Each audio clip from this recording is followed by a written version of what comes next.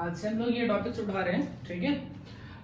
Electric fields calculate करने हैं मुझे। अब सॉलिड स्टार्ट करते हैं। पहले सॉलिड में देख लेते हैं कंडक्टिंग स्फीयर के बारे में, ठीक है। एक एक करके सारे उठाता हूँ, ठीक है। और उसमें मैं पॉइंट्स आपको बताऊंगा कि किस पॉइंट पर निकालना है और उसके स्टेप्स कैसे हैं। बहुत सिंपल स्टेप है, ध्यान से सुनना, बहुत इजीली हो जाएंगे।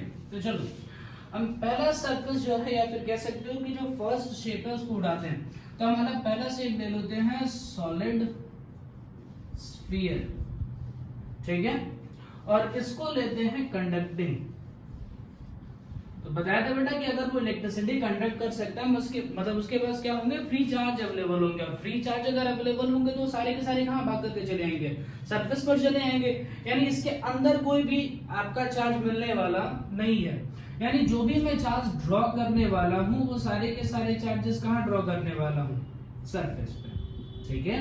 अब चलो मान लो इसका रेडियस हम सपोज कर लेते हैं r, ठीक। टोटल चार्ज हम सपोज कर लेते हैं, टोटल चार्ज मान लीजिए मैंने सपोज कर लिया q, ठीक। तो कौन सी डेंसिटी हमें निकालनी पड़ेगी, हमें किसके बारे में सोचना पड़ेगा, वॉल्यूम चार्ज डेंसिटी के बारे में सोचना पड़ेगा या सरफेस चार्ज डेंसिटी के बारे में सोचना होगा। ऑब्वियस है सारे चार्जेस सरफेस पे आ गए तो आपको क्या सोचना होगा, सरफेस चार्ज डेंसिटी, ठीक है। तो सरफेस चार्ज डेंसिटी क्या होता है, चार्ज पर यूनिट एरिया। तो एरिया कितना हो जाएगा इसका 4πr², ठीक है।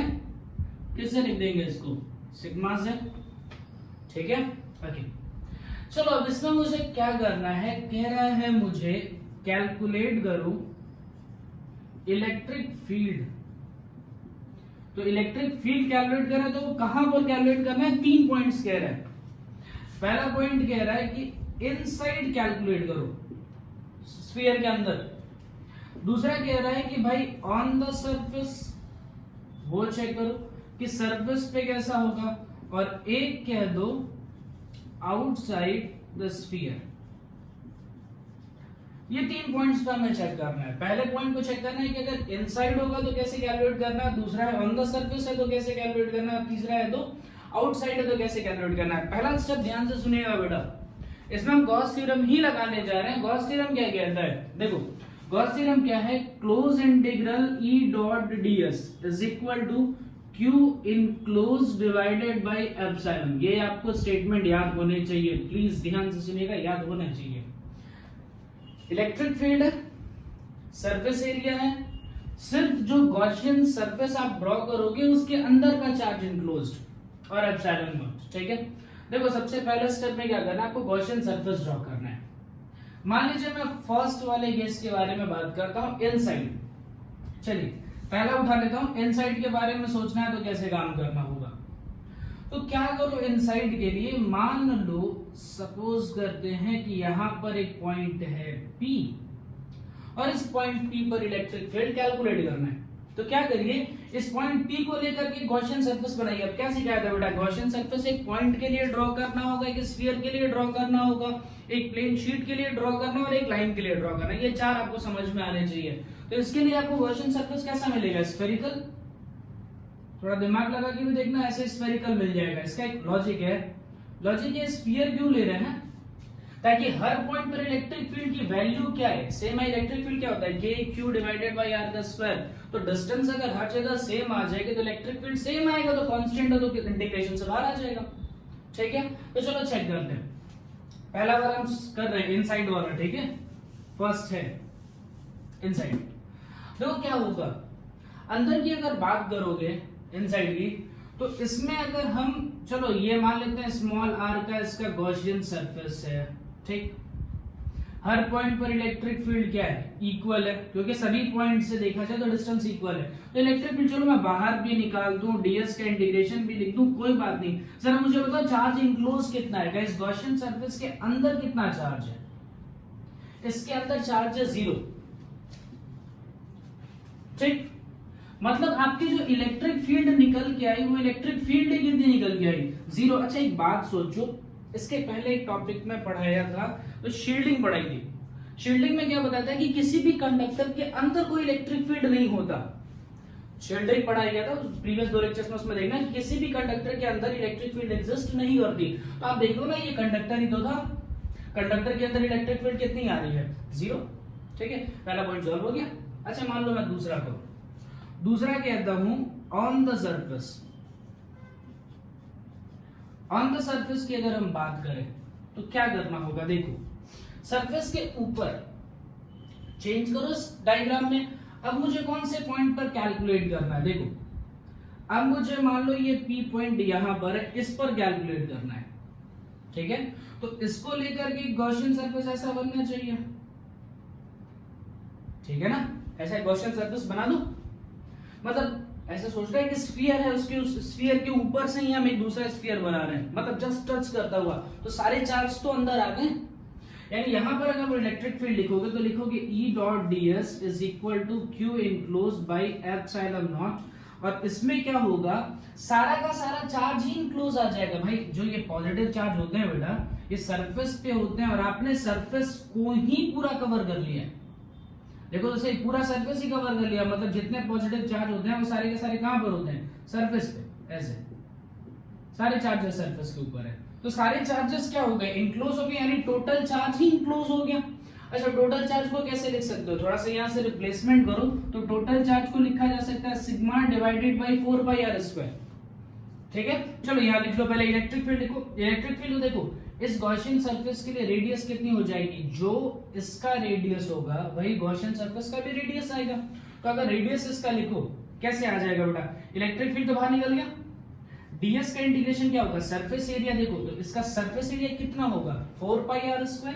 भाई इंटीग्रेशन ऑफ ds डालोगे ना, टोटल चार्ज इनक्लोज हो जाएगा डिवाइडेड बाय एप्सिलॉन नॉट। यहां से अगर चेंजेस करूं तो इलेक्ट्रिक फील्ड तो भाई रहने देंगे, ds की जगह क्या डालोगे, इसका सरफेस एरिया यानी कितना 4πr²। ठीक, is equal to total charge जितना है सारा का सारा चार्ज आ जाएगा डिवाइडेड बाय एप्सिलॉन नॉट। यहां से आपको इलेक्ट्रिक फील्ड मिल गई, इलेक्ट्रिक फील्ड कितने मिले 1/4π epsilon naught q divided by r²। ठीक है क्या, ये दो पॉइंट्स कवर हुए। ये वाला जो हमने सॉल्व किया है ये किसके लिए सॉल्व किया है, इनसाइड के लिए, और ये जितना भी हमने तामझाम फैलाया ये कौन से पॉइंट के लिए हमने ड्रॉ किया है, ऑन द सरफेस। एक थर्ड भी बाकी है, थर्ड वाला क्या बाकी है हमारा, थर्ड वाला है आउटसाइड द सरफेस। अब देखो आउटसाइड द सरफेस की अगर हम बात करें तो उसमें कैसे काम करना है, डायग्राम में क्या चेंजेस आएंगे जरा देखो। इसका डायग्राम अलग कर देता हूं, मान लो ये पॉजिटिव चार्जेस हैं, ठीक है, इस P पॉइंट पर निकालना है। तो पहला स्टेप क्या था बेटा कि जिस पॉइंट पर इलेक्ट्रिक फील्ड को फाइंड करना है उस पॉइंट को लेकर के गॉसियन सरफेस बनाया जाए। तो इस पॉइंट को लेकर के मान लीजिए मैंने ऐसा एक गॉसियन सरफेस बना लिया, ठीक है। ये जो गिवन रेडियस, ये जो गिवन स्फीयर है इसका रेडियस मान लो कैपिटल R, ठीक है, और जिस पॉइंट पर निकालना है उसको मान लो स्मॉल r। ध्यान से सुनना, जो स्फीयर है स्फीयर का रेडियस है कैपिटल R, और जो तुमने गॉसियन सरफेस बनाई है उसका रेडियस हम लेते हैं स्मॉल r। अब यहां पर लगाओ close integral E dot ds is equal to Q enclose by epsilon naught. अब मुझे यहां पर फिर से बताओ, क्या सारा का सारा चार्ज ही तो इनक्लोज हो गया, यानी Q इनक्लोज की जगह टोटल चार्ज लिख सकते हैं, और इलेक्ट्रिक फील्ड कांस्टेंट है R खींच लो। ds सरफेस एरिया किसका, गॉसियन सरफेस का, तो गॉसियन सरफेस का सरफेस एरिया कितना होगा 4π स्मॉल r का स्क्वायर, ठीक है, इज इक्वल टू कितना बन जाएगा Q enclose divided by epsilon naught. Electric field is equal to कितना आया 1/4π epsilon naught Q enclose divided by r का स्क्वायर। देखो दोनों में डिफरेंस है भाई, इसमें और इसमें डिफरेंस है। यहां पर जो रेडियस यूज किया गया है, यहां पर जो रेडियस यूज कर रहे हैं वो इस स्फीयर का है, और यहां पर जो रेडियस यूज हो रहा है वो गॉसियन सरफेस का है, ठीक है। एक्चुअल में यही गॉसियन सरफेस भी है। चलो एक बार इसको फटाफट सोच लेते हैं कैसे काम करना है। पहला स्टेप क्या करना है, जिस पॉइंट पर तुम्हें इलेक्ट्रिक फील्ड को कैलकुलेट करना है उस पॉइंट को लेकर के गॉसियन सरफेस ड्रॉ करो। पहला स्टेप क्या है कि जिस पॉइंट पर इलेक्ट्रिक फील्ड फाइंड आउट करना है उस पॉइंट पर एक गॉसियन सरफेस को ड्रॉ किया जाए, और जब E dot ds is equal to Q enclose by epsilon naught लगाओगे तो गॉसियन सरफेस ऐसा होता ही है कि इलेक्ट्रिक फील्ड कांस्टेंट होता है उस पॉइंट पे, तो इलेक्ट्रिक फील्ड बाहर आ गया।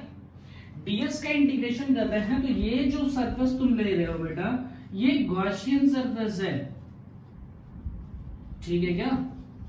यहां पर हम किसके बारे में बात कर रहे हैं? गॉसियन सरफेस के बारे में बात कर रहे हैं। तो हर बार इंटीग्रेशन में किसका एरिया आपको लिखना है? गॉसियन सरफेस का। लिख डालो गॉसियन सरफेस के एरिया हर जगह, ठीक है। इसके बाद देखो, अगर इसके पॉइंट्स में लिख लेता हूं कि क्या क्या चीजें इंपॉर्टेंट है। इसके बाद इसका एक ग्राफ देखते हैं। चलो देखो, पहले ये एक बार नोट कर ही लो, ठीक है। देखो मैं तो फ्रेम से बाहर ही हूं, फटाफट नोट करो। चलो देखो, तीन चीजें हमने ले ली। एक हमने लिया बेटा कि इनसाइड होगा, एक लिया कि आउटसाइड होगा, और दूसरा लिया कि ऑन द सरफेस होगा। चलो पहले बना के सारा चेक करते हैं। ध्यान से देखना, इसका ग्राफ थोड़ा सा अच्छा है, इंपॉर्टेंट है। देखो, सॉलिड स्फीयर, सॉलिड स्फीयर पे सारे चार्जेस जो हैं यहां पर ऐसे रख दिए गए, ठीक है। इसमें कितने पॉइंट हम सपोज कर रहे हैं? 3 पॉइंट। कौन कौन से? इलेक्ट्रिक फील्ड इनसाइड कितना आया था? 0। Electric field on the surface कितना आया था? 1/4 pi epsilon naught Q divided by capital R का स्क्वायर। अच्छा मान लो यहाँ आउटसाइड सोचता हूँ इसमें, तो ये आउटसाइड मान लो, ये सेंटर से इसकी डिस्टेंस हुई कुछ R। तो इस पॉइंट पर इलेक्ट्रिक फील्ड कितना आया था? 1/4 pi epsilon naught Q divided by small r का स्क्वायर, ठीक है। चलो इसके बारे में अब जरा सोचते हैं। मान लो ये रेफरेंस ले रहा हूं मैं, ये हो गया बेटा एक्स एक्सिस, इधर हो गई वाई एक्सिस, ठीक है। वाई एक्सिस पे हम ड्रॉ कर रहे हैं इलेक्ट्रिक फील्ड को, वाई एक्सिस पे ड्रॉ किया जा रहा है इलेक्ट्रिक फील्ड को। चलो जरा देखो, यहां से लेकर के यहां तक की बात करूं, या फिर अगर हम उसका जस्ट मिरर इमेज यहां पर छाप दें, मतलब यहां से लेकर के यहां तक की बात करूं, तो ये पूरा जो है ये कैसे है बेटा? इनसाइड दिस स्फीयर की बात कर रहा हूं मैं। यहां से लेकर यहां तक अगर सोचे तो हम सिर्फ इसके बारे में बात कर रहे हैं, स्फीयर के अंदर की बात कर रहे हैं। तो स्फीयर के अंदर इलेक्ट्रिक फील्ड कितना है? 0। मतलब यहां पर इलेक्ट्रिक फील्ड 0, यहां से लेकर यहां तक इलेक्ट्रिक फील्ड 0, ठीक है। अब जब इस पॉइंट के बारे में बात कर रहा हूं, ये जो डॉटेड लाइन ऐसे ड्रॉ किया है, तो ये डॉटेड लाइन कहां पर है बेटा? On the surface. तो on the surface electric field कितनी है? Q/r², ठीक। तो चलो on the surface electric field की कुछ वैल्यू है, और ये वैल्यू है कि इसको K भी लिख सकते हैं ना बेटा इस पूरे को, ठीक है। क्या लिखते थे? KQ डिवाइडेड बाई R का स्क्वायर, ऐसे भी लिख सकते हैं। तो क्या हो गया? KQ/R का स्क्वायर, ठीक है। अच्छा चलो देखते हैं। अब इसके बारे में बात करूं, यहां से लेकर के ये वाला एरिया पूरा, तो ये वाला किस तरीके से हो जाएगा? आउटसाइड द सरफेस, या फिर कह सकते हैं आउटसाइड द स्फीयर, ठीक है। ये स्फीयर के बाहर है। अब क्या होगा भाई? देखो ध्यान से, आउटसाइड द स्फीयर तो ये होता है। देखो जैसे जैसे तुम स्फीयर से दूर जाओगे, ये R की वैल्यू देखो बढ़ती जाएगी। जैसे मान लो इस पॉइंट को देखो, इधर देखो, इधर देखो, इधर देखो, इधर देखो, इधर देखो, तो R धीरे धीरे क्या हो रहा है? इंक्रीज हो रहा है। अगर R हमारा इंक्रीज होता जाएगा तो इलेक्ट्रिक फील्ड क्या हो जाएगी? डिक्रीज, ठीक। इतनी बात समझ में कि यहां से जैसे ही हम सरफेस से दूर जाना स्टार्ट करेंगे, इलेक्ट्रिक फील्ड डिक्रीज होगी। लेकिन जब डिक्रीज होगी तो बस स्क्वायर फंक्शन में होगी, मतलब थोड़ा सा पैराबोलिक पाथ आपको बनाना है। ध्यान से सुनिएगा, अगर डिक्रीज होगी तो इस तरीके से ऐसा पैराबोलिक पाथ बनाते जाना है। भेजे में आया थोड़ी सी बात, देखिए इनको ध्यान रखिए। यहां से तक हम किसके बारे में बात कर रहे हैं? Inside the conducting sphere electric field कितना है? 0। ऑन द सरफेस कितना है? KQ/r²। और जैसे जैसे तुम दूर जा रहे हो, इलेक्ट्रिक फील्ड की वैल्यू कितनी है? ये KQ/r² है, लेकिन ये जो R है, जैसे जैसे तुम दूर जाओगे R की वैल्यू डिक्रीज करेगी। डिक्रीज करेगी तो लीनियरली तो डिक्रीज कर नहीं रही है। अगर मान लो स्ट्रेट लाइन ऐसा आ जाता, वो स्ट्रेट लाइन तो आएगा नहीं, क्योंकि लीनियर फंक्शन नहीं है, स्क्वायर में है। स्क्वायर है मतलब थोड़ा सा पैराबोलिक पाथ होगा, तो डिक्रीज करता हुआ थोड़ा सा पैराबोलिक पाथ हमने बना दिया, ठीक है। चलिए ये आपका टॉपिक था इसमें। अब हम चलते हैं थोड़ा सा अच्छा एक जरा ऐसे ही सोचो, तो मैं एक पढ़ा चुका हूं, तुम जरा एक के बारे में और सोचना। सेकंड है एकदम सेम टू सेम आएगा। ध्यान से सुनना, मैं कह रहा हूं कि अगर मान लो वो हॉलो होता, हॉलो कंडक्टिंग स्फीयर, मान लो ये होता, हॉलो है, कंडक्टिंग है, स्फीयर है, ठीक है। देखो तो ऑब्वियस है सारा का सारा चार्ज कहां चला जाता, सरफेस पे आ जाता क्या, और अंदर तो कुछ होता ही नहीं, ठीक है, अंदर कुछ नहीं होता, खाली होता। अगर देखो तो एग्जैक्टली सेम केस ही तो है। तो अगर आपसे कोई सॉलिड स्फीयर कंडक्टिंग बोले या हॉलो कंडक्टिंग स्फीयर बोलो, दोनों एक ही चीज हुई। क्यों ऐसा हो जा रहा है, क्योंकि अंदर इलेक्ट्रिक, इसमें क्या होता है, जैसे कंडक्टिंग है तो सारे के सारे चार्ज कहां भाग के चले जाएंगे, सरफेस पे। यहाँ पे भी सारे चार्ज भाग के कहां चले जाएंगे, सरफेस पे। तो दोनों एक ही चीज हुई, ठीक है। चलो पॉइंट पर आते हैं। ये दोनों तो हो गए, बहुत इजी थे, जाने दे रहा हूं पूरी की पूरी चीजें। अब नेक्स्ट चलते हैं, ठीक है। आ जाओ भाई, हमारा जो इसके बाद का जो टॉपिक है, सेकेंड टॉपिक है हमारा, वो है सॉलिड स्फीयर ही है, ठीक है। लेकिन इस बार वो कंडक्टिंग नहीं है, यानी इस बार जो हम सॉलिड स्फीयर ले रहे हैं वो किस तरह से ले रहे हैं, नॉन कंडक्टिंग। अब तो दिमाग खराब होगा, नॉन कंडक्टिंग क्या फर्क पड़ जाएगा, चलो देखते हैं क्या फर्क पड़ेगा। तो पहली चीज तो दिमाग में आती है कि सर इसमें नॉन कंडक्टिंग है, मतलब charges are not free to move, वो फ्री नहीं है मूव करने के लिए। अगर फ्री नहीं है मूव करने के लिए, मतलब अंदर ही कहीं बड़े बड़े रहेंगे, ऐसे बड़े रहो, ऐसे हो गया, ज्यादा हो गया नहीं। अब क्या होगा, मान लो इसमें मुझे चार्ज डेंसिटी के बारे में सोचना है। ऐसा सोचो पहले तो रेडियस मान लो इसका कैपिटल आर, मान लिया रेडियस कैपिटल आर और मान लिया टोटल चार्ज क्यू, ठीक है। Radius R, total charge Q. मान लो इसमें मुझे सरफेस, ये चार्ज डेंसिटी सोचनी है। सपोज करो मुझे यहाँ पर चार्ज डेंसिटी के बारे में या चार्ज डेंसिटी के टर्म में आंसर लाना है, तो कौन सा चार्ज डेंसिटी सोचोगे यहाँ पर? ऑब्वियसली सारे चार्ज अंदर फंसे हुए हैं, इसका मतलब यहाँ पर किसके बारे में सोचोगे, वॉल्यूम चार्ज डेंसिटी। वो क्या होता है, चार्ज पर यूनिट वॉल्यूम, ठीक है क्या। कैसे लिखते हैं इसको, रो, ठीक। चलो दूसरा सोचते हैं कि मान लीजिए, केस में तीन ही केस निकाल लें। पहला केस ले लो, पहला केस कौन सा लेंगे, इनसाइड वाला थोड़ा सा इसमें आउट्स, अच्छा चलो एक काम करो, आउटसाइड और ऑन द सरफेस, ये पहले कैलकुलेट करते हैं, फिर हम एक कैलकुलेट करेंगे थर्ड पॉइंट जो होगा वो इनसाइड के लिए। पहले जरा देखते हैं दोनों में क्या डिफरेंस आ जाएगा, चलो चेक कर लेते हैं फटाफट।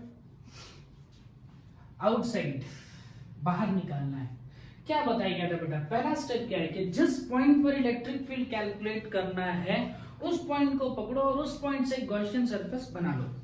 ध्यान से सुनना, ये रहा आउटसाइड, मान लो ये पॉइंट P, जिस पॉइंट पर इलेक्ट्रिक फील्ड कैलकुलेट करना है उस पॉइंट को लेकर के एक गॉसियन सरफेस बना देना चाहिए, ठीक है। चलो मैं आपको क्या, सुनो क्या करना है, जिस पॉइंट पर इलेक्ट्रिक फील्ड कैलकुलेट करना है उस पॉइंट को लो और गॉसियन सरफेस बना दो, बन गया। अब क्या सिंपल गॉस लॉ लगा दो यार, वो क्या है, close integral E dot S is equal to U enclose by epsilon naught. क्या इलेक्ट्रिक फील्ड कांस्टेंट बाहर निकाल दो, ds इंटीग्रेशन ऑफ क्या आ जाएगा, ds is equal to charge enclose. क्या सारा का सारा चार्ज इनक्लोज्ड में आ गया, यानी सारा का सारा चार्ज इनक्लोज आ गया, तो मैं इसको q लिख सकता हूं, सारा चार्ज इनक्लोज में आ गया, divided by epsilon not. ds क्या है, surface area of Gaussian surface, ये रहा गॉसियन सरफेस। गॉसियन सरफेस के लिए रेडियस मान लेंगे r, जैसे मान लो ये सेंटर से कुछ स्मॉल r डिस्टेंस पर प्रेजेंट है, ठीक है। तो गॉसियन सरफेस के लिए रेडियस कितना हो गया, स्मॉल r, सरफेस एरिया कितना हो जाएगा, 4 पाई स्मॉल r का square is equal to q by epsilon naught. यहां से इलेक्ट्रिक फील्ड लिख लो, डायरेक्ट इलेक्ट्रिक फील्ड की वैल्यू कितनी आ जाएगी, ये 4 पाई एप्सिलॉन नॉट नीचे आ जाएगा, 1/4 pi epsilon naught q divided by r का स्क्वायर, खत्म। इतना ही तो करना था, हो तो गया, ठीक है, कुछ नहीं रखा था, बहुत इजी है। बस स्टेप याद रखिए कि जिस पॉइंट पर इलेक्ट्रिक फील्ड निकालना है उस पॉइंट को पकड़ूं और उससे एक गॉसियन सरफेस ड्रॉ कर लूं और उस गॉसियन सरफेस के सरफेस एरिया लिख दूं, देखो उसके अंदर कितना चार्ज इनक्लोज है, वो रख दूं और इलेक्ट्रिक फील्ड कांस्टेंट है बाहर निकाल दूं और ट्रांसफर कर लूं, फटाफट आंसर। ठीक है, चलिए नेक्स्ट देखते हैं। मान लीजिए ऑन द सरफेस की बात करें तो क्या फर्क पड़ जाएगा। ऑन द सरफेस की अगर हम बात करें तो क्या होगा भाई, अगर इसका गॉसियन सरफेस ड्रॉ करोगे ऑन द सरफेस, मान लो यहां पर आ गया, पी पॉइंट यहां ना शिफ्ट होकर के, चलो मैं डायग्राम बना देता हूं, कोई दिक्कत नहीं। अगर पी पॉइंट वहां की बजाय यहां पर आ जाए, पी पॉइंट बाहर होने के बजाय कहां चला है, ऑन द सरफेस पे चला है, तो ऑन द सरफेस पे जाएगा तो फिर क्या करना है, पहला स्टेप क्या करना है कि जिस पॉइंट पर इलेक्ट्रिक फील्ड निकालने है उस पॉइंट को पकड़ो और वहां से गॉसियन सरफेस टिक टिक टिक टिक टिक टिक टिक टिक टिक टिक टिक बना, बन गया गॉसियन सरफेस। अब क्या करना है, फॉर्मूला लगाना है। फॉर्मूला क्या है, E dot ds close integral is equal to Q enclose divided by epsilon naught electric field बाहर सरफेस एरिया किसका, गॉसियन सरफेस का। यार जो रेडियस स्फीयर का होगा वही रेडियस तो गॉसियन सरफेस का भी आएगा, तो गॉसियन सरफेस का एरिया कितना हो जाएगा, 4 पाई r का स्क्वायर। क्या सारा का सारा चार्ज इनक्लोज हो गया, सारा चार्ज इनक्लोज ही है। इलेक्ट्रिक फील्ड लिख लो, electric field 1/4 pi epsilon naught q divided by r का स्क्वायर हो गया। हाँ, एक और तरीका था, एक बात सोचो, जब हम सरफेस की बात कर रहे हैं, ये और अगर की वजह से समझ सकते हो, तो r और r आपस में क्या हो जाएंगे, इक्वल। तो जो तुमने आउटसाइड के लिए डिराइव किया था उसी में स्मॉल r की जगह कैपिटल R रख दो तो भी आंसर आ जाएगा। अरे सोचो, जब ऑन द सरफेस की हम बात कर रहे हैं तो सरफेस के बारे में जब कह रहे हैं तो स्मॉल r डिक्रीज करते करते करते करते किसके इक्वल हो जाएगा, कैपिटल R के इक्वल हो जाएगा। तो स्मॉल r की जगह कैपिटल R डाल दो, ऑन द सरफेस के लिए निकल जाएगा। 2 पॉइंट कवर। ओके, चल थर्ड पॉइंट पे आते हैं। थर्ड हमारा है इनसाइड। वो थोड़ा सा आपको परेशान करेगा, बताता हूं क्यों, क्या प्रॉब्लम उसके साथ आ रही है। अगर हम इनसाइड द सरफेस की बात करेंगे तो क्या होगा, चलो हमारा स्फीयर है ना, स्फीयर नहीं है, स्फीयर ठीक, ओके ठीक है, हमारा एक स्फीयर है, मान लीजिए जिसमें से चार्जेस भरे पड़े हैं, भरे पड़े हैं, ढल्लो चार्जेस, ठीक है। उसके बाद मान लीजिए कैपिटल R, ये वाला एक पॉइंट मानते हैं इधर, ये छोटा सा नन्हा सा मुन्ना सा पॉइंट दिख रहा है, इसको मानते हैं P। ये P पॉइंट कहां पर है, अंदर, इनसाइड। आपसे पूछ रहे चलो बताओ भाई P पॉइंट पर इलेक्ट्रिक फील्ड की वैल्यू कितनी होगी। तो पहला स्टेप क्या करना है, पहला स्टेप करना है कि P पॉइंट को लेकर के एक गॉसियन सरफेस बना दिया जाए। ये हो गया हमारा गॉसियन सरफेस, ठीक है। चलो गॉसियन सरफेस के लिए भी कुछ ना कुछ रेडियस होगा। गॉसियन सरफेस के लिए चलिए मान लेते हैं कि इसका रेडियस है कुछ स्मॉल r। फॉर्मूला लगाते हैं, क्या formula, E dot ds is equal to Q enclose divided by epsilon naught. क्या इलेक्ट्रिक फील्ड इंटीग्रेशन से बाहर आ जाएगा, कांस्टेंट है, ds surface area of Gaussian surface. यही तो है तुम्हारा गॉसियन सरफेस, ये वाला दिखा दिखा। चलो इसका रेडियस कितना है, स्मॉल r, एरिया कितना हो जाएगा 4 पाई r का स्क्वायर इज इक्वल टू, ले Q इनक्लोज का दिख रहा है इसमें भाई, टोटल चार्ज कितना है Q। अब मुझे ये जानना है कि सरफेस के अंदर कितना है, तो परेशान हो जाएंगे। देखो उसके लिए क्या चीज की जरूरत पड़ती है, कैसे इसको सोचना होगा। एक चीज का ध्यान रखिए, ये नॉन कंडक्टिंग तो है लेकिन यहां पर यूनिफॉर्मली डिस्ट्रीब्यूटेड चार्ज है, ठीक है क्या।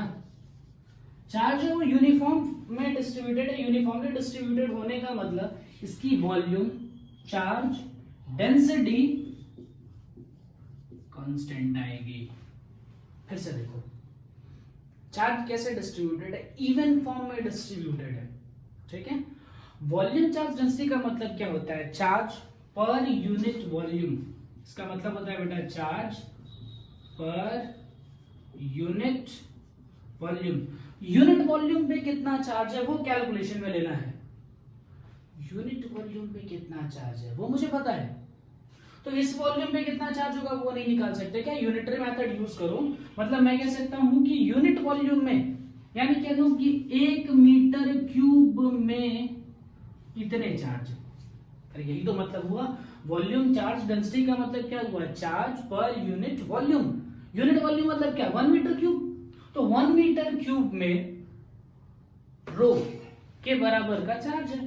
तो इसका वॉल्यूम कितना होगा? इसका वॉल्यूम आएगा बेटा 4/3 पाई स्मॉल आर का क्यूब। यही तो वॉल्यूम आएगा। मुझे इसके अंदर का चार्ज चाहिए ना, तो एक वॉल्यूम पे रो चार्ज है, तो 4/3 पाई आर क्यूब वॉल्यूम में कितना चार्ज होगा? तो rho into 4/3 pi are cube.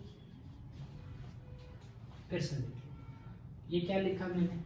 Charge per unit volume. उसका मतलब क्या होता है कि एक यूनिट वॉल्यूम में, तो यूनिट मतलब 1 वॉल्यूम में, वॉल्यूम के लिए यूनिट मीटर क्यूब लिखोगे, तो 1 मीटर क्यूब में रो चार्जेस हैं। तो इसके अंदर कितने चार्जेस होंगे? 4/3 पाई आर क्यूब में कितने चार्जेस होंगे? तो rho into 4/3 pi are cube. खत्म हो गया। यानी यही सारा का सारा चार्ज क्या होगा? इनक्लोज्ड आएगा। तो चार्ज इनक्लोज्ड मैंने लिख दिया रो इंटू 4/3 पाई आर का cube divided by epsilon not. एक काम करो 3 एप्सिलॉन नॉट लिखते हैं। कोई दिक्कत है क्या? कोई तकलीफ कुछ भी नहीं होगी ना। अब चाहो तो रो की वैल्यू डाल दो, चाहो तो यहां से रो की वैल्यू उठाओ और यहां पर डाल दो।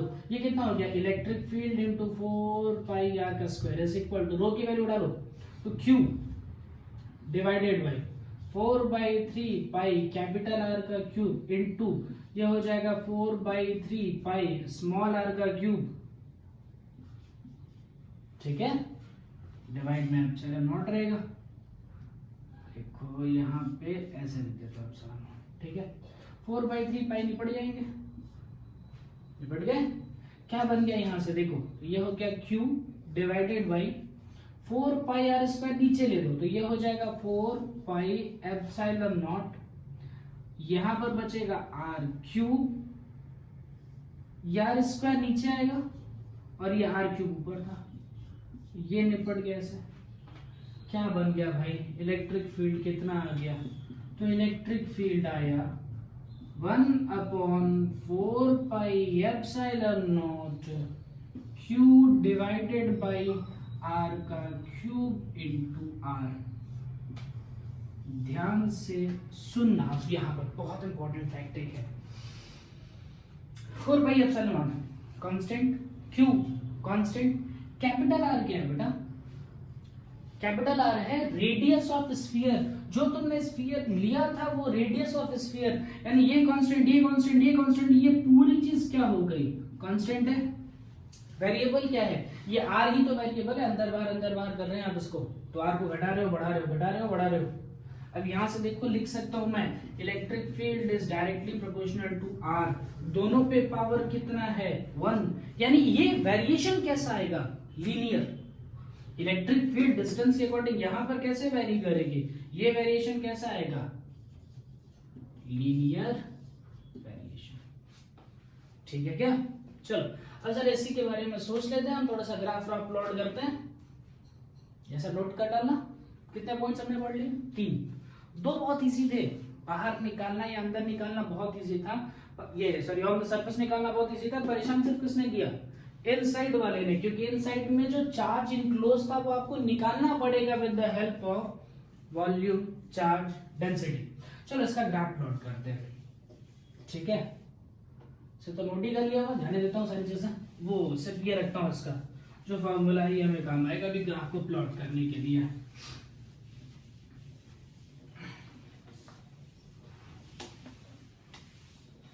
चलिए ग्राफ देखते हैं।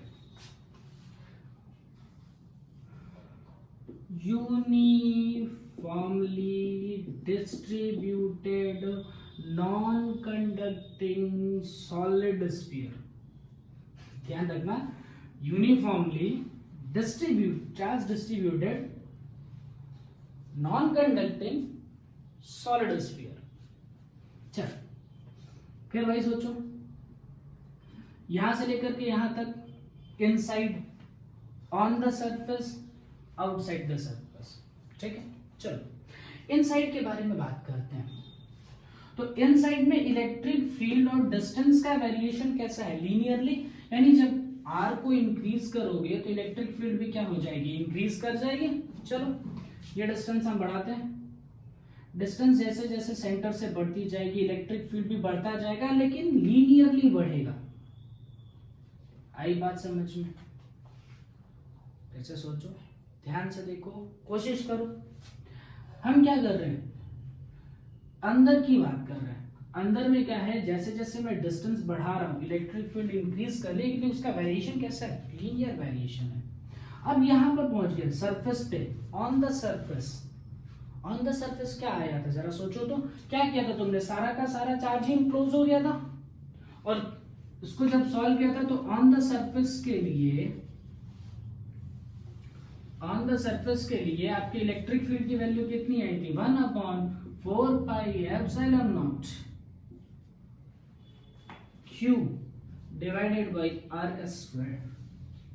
अच्छा, चाहो तो यहां से भी लिख सकते हो, कैसे, जब हम बात करें ऑन द सरफेस की, तो स्मॉल r और कैपिटल R आपस में क्या हो जाएंगे, जैसे स्मॉल r तो अंदर का था, ऑन द सरफेस की बात करूंगा तो यहां पर भी क्या हो जाएगा, small r is equal to क्या लिख सकते हो, कैपिटल R, तो डालोगे तो देखो r स्क्वायर ही आएगा। ठीक है, यानी ऑन द सरफेस अगर मैंने इलेक्ट्रिक फील्ड लिखा, ये y एक्सिस है बेटा, y एक्सिस पे हमने क्या ड्रॉ करना है, इलेक्ट्रिक फील्ड। ठीक है, तो y एक्सिस पे यानी इस पॉइंट पर इलेक्ट्रिक फील्ड की वैल्यू कितनी आई, KQ बाई R का स्क्वायर। ठीक है, आउटसाइड द सरफेस करो, आउटसाइड द सरफेस के लिए हमारा फॉर्मूला क्या आता है, electric field is equal to 1/4 pi epsilon naught Q divided by जो भी डिस्टेंस थी उसका स्क्वायर। मान लो ऑन द, ये आउटसाइड यहां बात करता हूं, तो आउटसाइड में फिर वैसे ही सोचो, जैसे जैसे दूर जाएंगे r की वैल्यू बढ़ती जाएगी, इलेक्ट्रिक फील्ड की वैल्यू घटती जाएगी, इनवर्सली प्रोपोर्शनल होगा लेकिन लीनियरली नहीं होगा।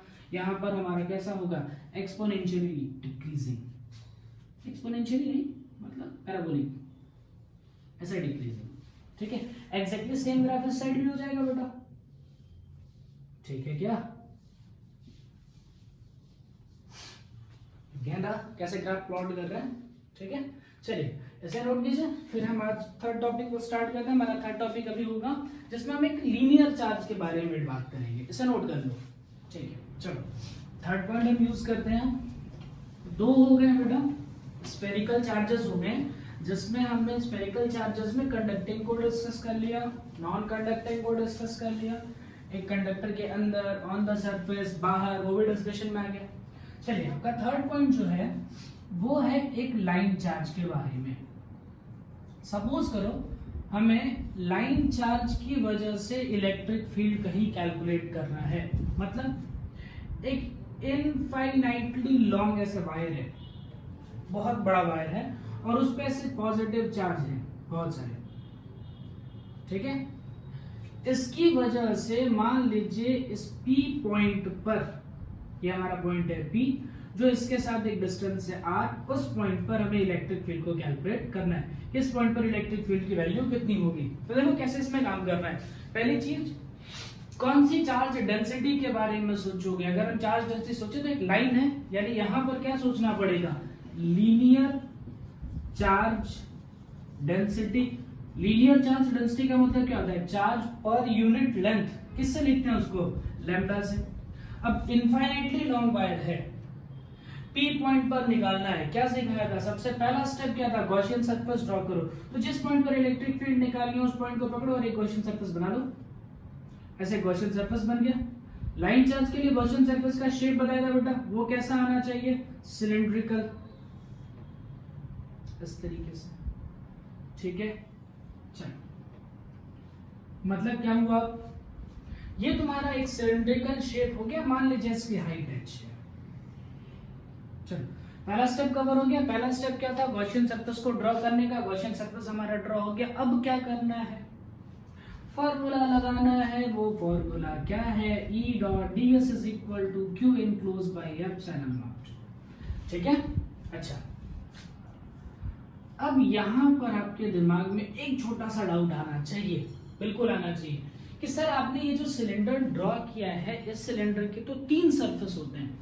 पहला सरफेस ये रहा, दूसरा सरफेस ये नीचे रहा, तीसरा सरफेस ये कर्व रहा। ध्यान से सुनना, अगर आपसे बोला जाए कि सर एक बात बताओ, इसमें तो 3 सरफेस हैं, तो आप यहाँ पर कौन सा सरफेस एरिया लिखेंगे? तो ध्यान से सुनिएगा, कोशिश करिएगा इसको जानने के लिए। पॉजिटिव चार्ज की वजह से क्या बताया था कि इलेक्ट्रिक फील्ड जो होते हैं ऐसा आउटवर्ड होते हैं, ठीक है, इस तरीके से। ये इलेक्ट्रिक फील्ड रही। अगर मैं इस कर्व्ड सरफेस की बात करूं, तो ये कर्व्ड सरफेस का नॉर्मल हो गया, ये इसका नॉर्मल हो गया, ये इसका नॉर्मल हो गया।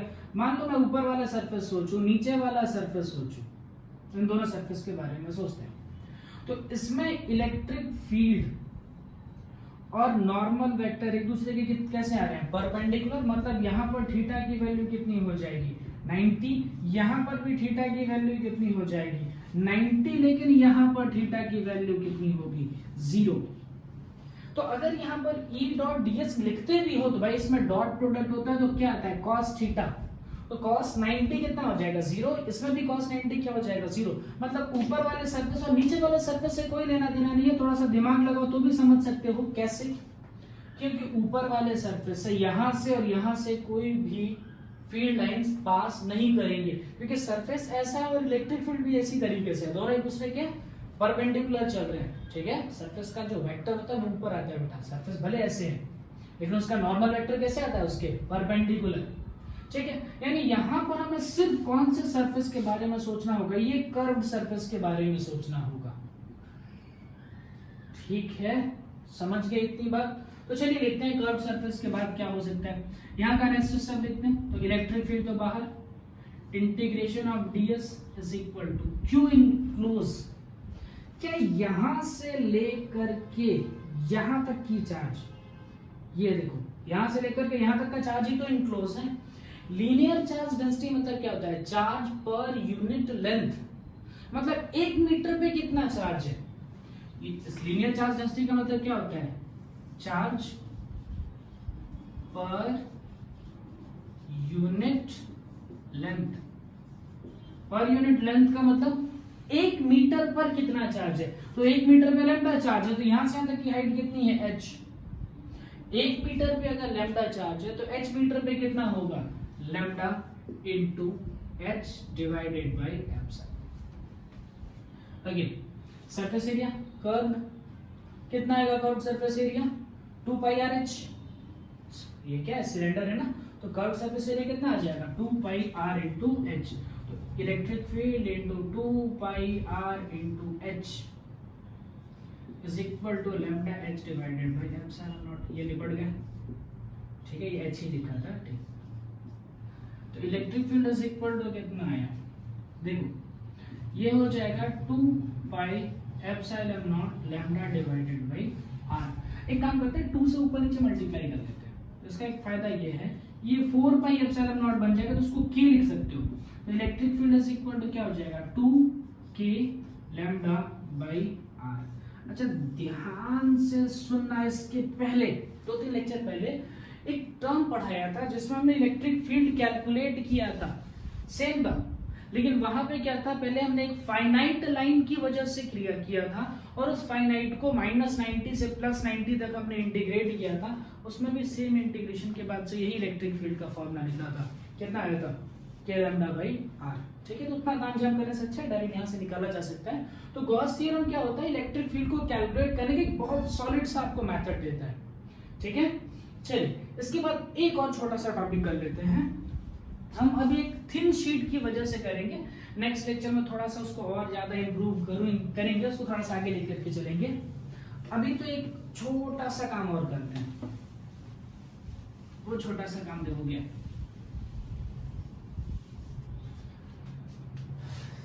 वो टॉपिक है ना, हो गया electric field due to thin charged या यूनिफॉर्मली चार्ज्ड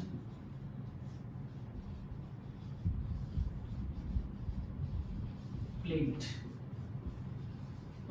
लंबा हो गया। Electric field due to thin uniformly charged plate. Okay, मतलब सिंपल काम इतना करना है कि एक प्लेट लेना है, उस प्लेट पर मुझे चार्ज को यूनिफॉर्मली डिस्ट्रीब्यूट कर देना है।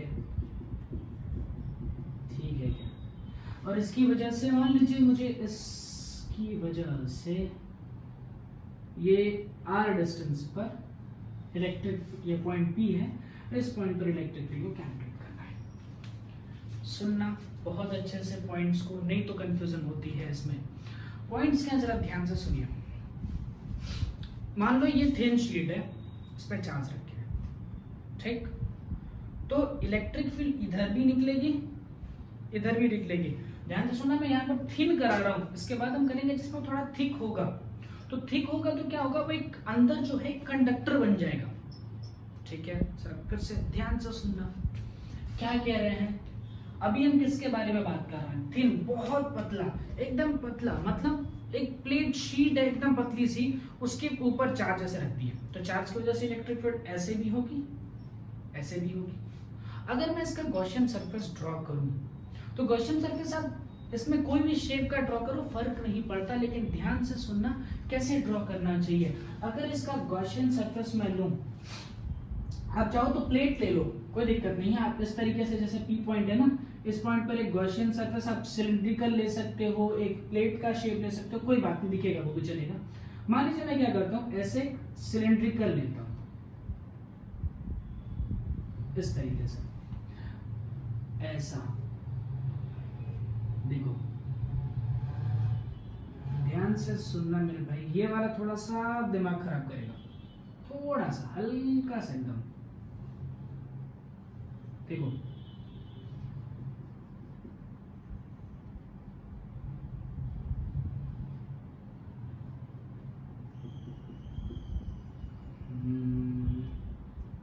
ठीक ठीक बन जाएगा। देखो क्या होगा, मान लो ये डिस्टेंस r है और ये वाली डिस्टेंस भी r है, ठीक है। हमने क्या किया, इसका जो गॉसियन सरफेस ड्रॉ किया, एक सिलिंड्रिकल गॉसियन सरफेस ड्रॉ किया, ठीक। उसके बाद क्या होगा, देखो भाई, अब क्या करना है, P पॉइंट पर इलेक्ट्रिक फील्ड कैलकुलेट करनी थी, इसकी वजह से हमने चलो गॉसियन सरफेस ड्रॉ कर लिया। अब इस पॉइंट पर इलेक्ट्रिक फील्ड कैलकुलेट करने के लिए फॉर्मूला लगाते हैं, E dot ds is equal to q enclose by epsilon naught. अब तुम्हारा दिमाग खराब होगा, क्यों सर, आपने ड्रॉ तो कर दिया सिलेंडर, सिलेंडर के कितने सरफेस, 3, तो आप यहाँ पर ds कौन सा लिखोगे, ये वाला लिखोगे कि ये वाला लिखोगे कि ये वाला लिखोगे?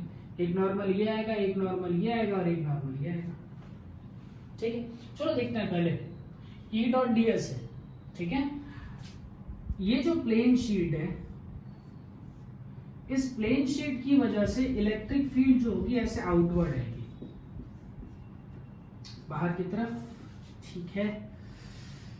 मतलब यहां देखा जाए तो इस पॉइंट पर इलेक्ट्रिक फील्ड और नॉर्मल के बीच में जो एंगल बन रहा है वो बन रहा है 0 डिग्री। यहां देखा जाए तो इस पॉइंट पर इलेक्ट्रिक फील्ड और नॉर्मल के बीच में यहां पर जो एंगल बन रहा है वो भी एंगल बन रहा है 0 डिग्री। लेकिन अगर यहां देखा जाए तो इलेक्ट्रिक फील्ड और नॉर्मल के बीच में जो एंगल बन रहा है वो बन रहा है 90 डिग्री। मतलब इसकी वजह से फ्लक्स की वैल्यू हो जाएगी 0। यानी आपको कितने सरफेस कंसीडर करने पड़ेंगे, 2। एक इस साइड का सरफेस कंसीडर करना होगा, एक इस साइड का सरफेस कंसीडर करना होगा, ठीक है। तो चलिए फटाफट लिखते हैं क्या करना होगा। इलेक्ट्रिक फील्ड तो इंटीग्रेशन से बाहर, और अगर मैं ds करूं, सरफेस एरिया लिखूं, तो यहां पर टोटल कितने लिखने पड़ेंगे, ध्यान से सुनना, एक इसका लिखना पड़ेगा और एक इसका लिखना पड़ेगा। मान लीजिए इसका एरिया A, सपोज कर लो इसका एरिया जो है वो कुछ एरिया हम A लिखते हैं, तो इसका एरिया A प्लस इसका एरिया है, यानी टोटल सरफेस एरिया कितना हो जाएगा, 2A। फिर से सुनो, हमने जो गॉसियन सरफेस ड्रॉ किया वो कैसा किया, एक सिलिंड्रिकल गॉसियन सरफेस ड्रॉ किया। तो सिलिंड्रिकल गॉसियन सरफेस ड्रॉ करने की वजह से, मतलब गॉसियन सरफेस प्लेट की इस साइड भी है और उस साइड भी है। जब ऐसा सरफेस हमने ड्रॉ किया तो इसमें टोटल कितने फेस आ गए, 3। एक इस साइड का फेस आया, एक इस साइड का फेस आया और एक ऊपर का फेस आया, ठीक है। तो अब क्या करना पड़ेगा, तीनों फेस के लिए एंगल की वैल्यू चेक की तो यहाँ चलो 0, यहाँ चलो 0, लेकिन यहाँ तो आ गया 90, ये निपट गया, इसकी वैल्यू हो गई 0। यानी अगर आपको सरफेस एरिया लिखना है तो आपको सरफेस एरिया में ये वाला और ये वाला दोनों कंसीडर करना पड़ेगा।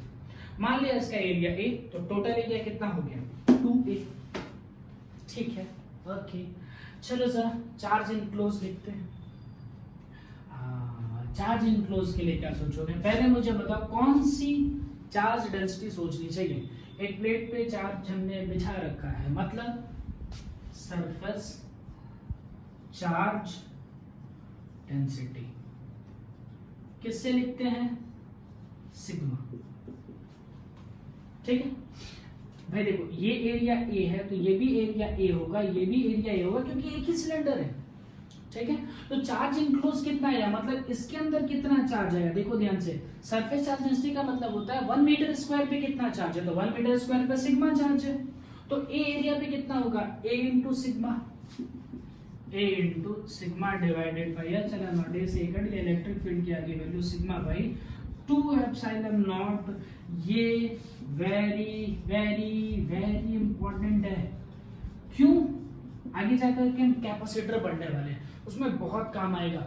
इलेक्ट्रिक फील्ड की value sigma by 2 epsilon naught. और ये एक बड़ी अच्छी चीज इसमें ये है कि ये डिस्टेंस के, मतलब ये जो तुमने r डिस्टेंस मानी थी ना, उस पर डिपेंड ही नहीं करता।